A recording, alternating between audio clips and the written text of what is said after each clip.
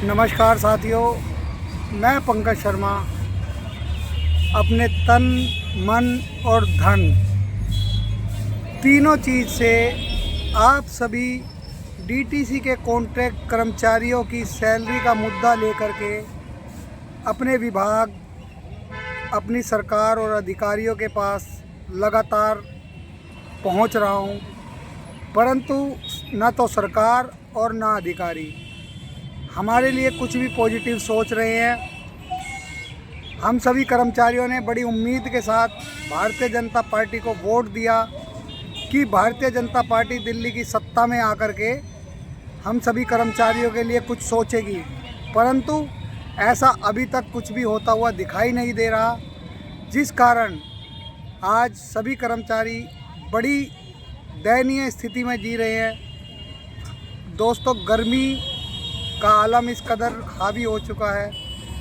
Temperature 45 degree से ऊपर हो गया।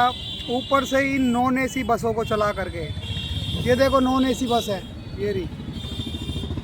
ये बस है, कहीं भी किसी भी कंडीशन में जा कर के ख़राब हो जाती है और इनकी हालत ऐसी हुई पड़ी है कि गर्मी के अंदर, ऐसी सड़ी गर्मी में इन बसों को चलाने पर भाई साहब हमारे शरीर का सत्यानाश हुआ जा रहा है, परंतु हमारी कोई सुध नहीं लेने वाला। आज लगभग 1100 कुछ ड्राइवरों की लिस्ट आई है। आज तारीख है 9 जून 2025। आज 1100 कुछ ड्राइवरों की लिस्ट आई है जिनको एटीआई बना दिया गया है। तो भाई हमारी सरकार और हमारे अधिकारी केवल और केवल परमानेंट कर्मचारियों को ही दे रहे हैं। सुना है कि भाई मरते में 2 लात और मारी जाती है, वो कंडीशन हम सभी कॉन्ट्रैक्ट के कर्मचारियों के साथ हो रही है और जो ज़मीन से ऊपर उठ रहा है उसे और उड़ान भरने के लिए दिया जाता है, जैसे हमारे परमानेंट कर्मचारी। आज परमानेंट कर्मचारियों की लगभग सैलरी, जो ड्राइवर्स हैं उनकी 80,000 रुपये के लगभग सैलरी है, परंतु हम कॉन्ट्रैक्ट के कंडक्टर्स और ड्राइवर मात्र 15 से 20,000 रुपये ही पूरे महीने में 26 दिन या 20 दिन 25 दिन ड्यूटी कर करके लेके जाते हैं। इससे ज़्यादा नहीं ले जा सकता कोई भी कॉन्ट्रैक्ट का कर्मचारी।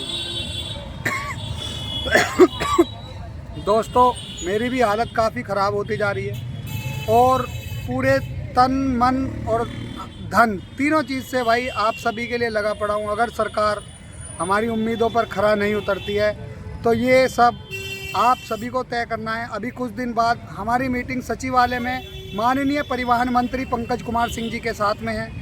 अगर वो मीटिंग सक्सेसफुल रही तो भी आपको बता दिया जाएगा और अनसक्सेसफुल रही तब भी आपको बता दिया जाएगा। उसके बाद क्या डिसीजन करना है ये हमारी बहनें और आप सभी लोग तय करेंगे, क्योंकि दिल्ली सरकार हम सभी कॉन्ट्रैक्ट कर्मचारियों के लिए, ना हमारे परिवहन विभाग के अधिकारी कॉन्ट्रैक्ट कर्मचारियों के लिए मुझे लगता है शायद कुछ करने के लिए तैयार हैं।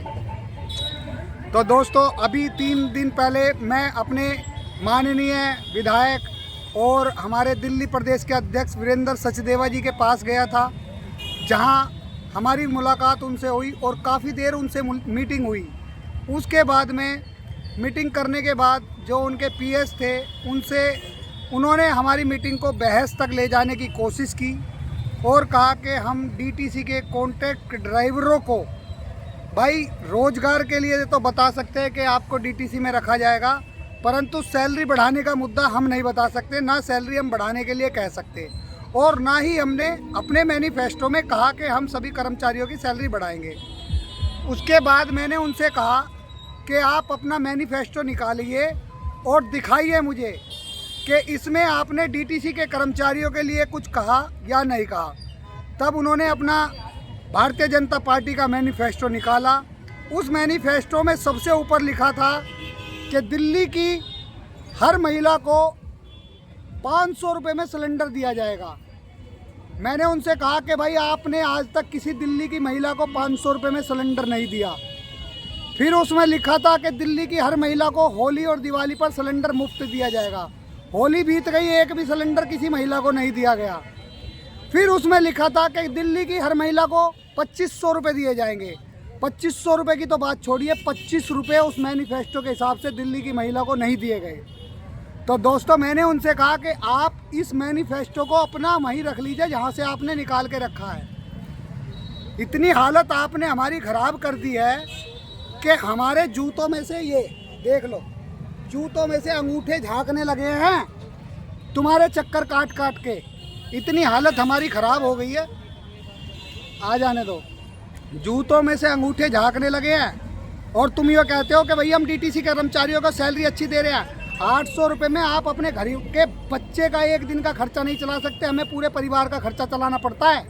आप क्या सोच रहे हो कि जो है ये डीटीसी के कर्मचारी जो है 800 रुपये में मिल रहे हैं, खुशी से नौकरी कर रहे हैं? कोई भी कर्मचारी, आप किसी भी कर्मचारी से जा करके पूछ लीजिएगा, कोई भी कर्मचारी इन 800 रुपये में खुशी से नौकरी नहीं कर रहा। एक मजबूरी है उसके साथ में, जिस मजबूरी के तहत वो नौकरी कर रहा है। उसके बाद में वो मुझे ले करके माननीय अपने जो मंत्री जी है श्री वीरेंद्र सचदेवा जी, उनके पास लेके गए और वीरेंद्र सचदेवा जी ने खुद अपने एंड से परिवहन मंत्री पंकज कुमार सिंह जी को एक मैसेज किया और मैसेज में कहा इन कर्मचारियों का मुद्दा जल्दी से जल्दी सैलरी वाला सॉर्ट आउट कीजिए और एक मुलाकात इन सभी कर्मचारियों से कीजिए जो हमारे पास आ जाए हैं। जो हम गए थे 7 तारीख में, उनको लेकर के एक हमें जो लेटर दिया, आप सभी ने देखा होगा कि हम 3 व्यक्ति उस लेटर को लेके खड़े थे जो भारतीय जनता पार्टी के लेटर हेड पे लिखा था। तो हमारी कुछ दिन बाद माननीय मुख्यमंत्री कह रहा हूँ, हमारे परिवहन मंत्री पंकज कुमार सिंह जी के साथ मीटिंग है सचिवालय के अंदर और उन्होंने कहा 1 दिन पहले आपके पास फ़ोन आएगा। अब इस मीटिंग के अंदर हम 2 ही मुद्दे रखेंगे। एक तो हमें रोज़गार की गारंटी दीजिए, 60 साल रोजगार की गारंटी, और दूसरा मुद्दा हम सभी कर्मचारियों का बेसिक प्लस डीए लागू कीजिए, समान काम समान वेतन कीजिए। हम तीसरा मुद्दा कोई नहीं रखेंगे। उसके बाद इस मुद्दे पर उनसे जवाब मांगेंगे कि इन मुद्दों को आप केवल हाँ या ना में जवाब दीजिए। आप कर सकते हैं तो ठीक है और नहीं कर सकते तो भी ठीक है। हम बाहर निकल करके फिर उसके बाद एक वीडियो बनाएंगे और उस वीडियो के माध्यम से आप सभी को बता दिया जाएगा कि आप सभी क्या करना चाहते हैं और हमारी बहनें उस वीडियो के माध्यम से आप सभी को बताएंगी कि वो क्या करना चाहती हैं। तो दोस्तों ये जो सारी बातें हुई हैं वो मैंने आपको बता दी हैं। मेरी हिम्मत नहीं हो पा रही थी इतनी देर बोलने की। अभी शाम का टाइम हुआ है और मैं झूठ नहीं बोलता भाई साहब, और झूठ बोलने का खाया भी नहीं। झूठ बोलने वाले तो यूनियन वाले बहुत हैं जो 300 साढ़े 300 रुपये की पर्ची काटते हैं और शाम को दारू पौवा अद्धा लगा करके अपना इंतजाम करते हैं। मैंने आप सभी में से किसी की अभी तक 1 रुपये की पर्ची नहीं काटी। अपनी स्वेच्छा से भाई साहब, निस्वार्थ भाव से आप सभी के लिए लगा हुआ हूँ। तो दोस्तों जब आप सभी के लिए मैं मेहनत कर रहा हूँ तो आप सभी को भी एकजुट होकर दिखाना पड़ेगा कि हाँ हम भाई परेशान हैं, इस नौकरी में इतनी तनख्वाह में हमारा गुजारा नहीं चल पा रहा है। तो भाई आप सभी से हाथ जोड़ के रिक्वेस्ट है कि आप अपनी एकता दिखाओगे तो ये काम जरूर अवश्य होगा। क्योंकि भाई मैं अकेला भी कब तक भाग दौड़ कर सकता हूँ। अपने घर से मैं 50,000 रुपये लगा चुका हूँ, कब तक करूँगा भाई। मैं 20-25 छुट्टियाँ कर चुका हूँ मैं, और इन छुट्टियाँ करने के बाद मैं गाड़ी लेके जाता हूँ, प्रिंट आउट निकालता हूँ। आप सभी को सोचना चाहिए।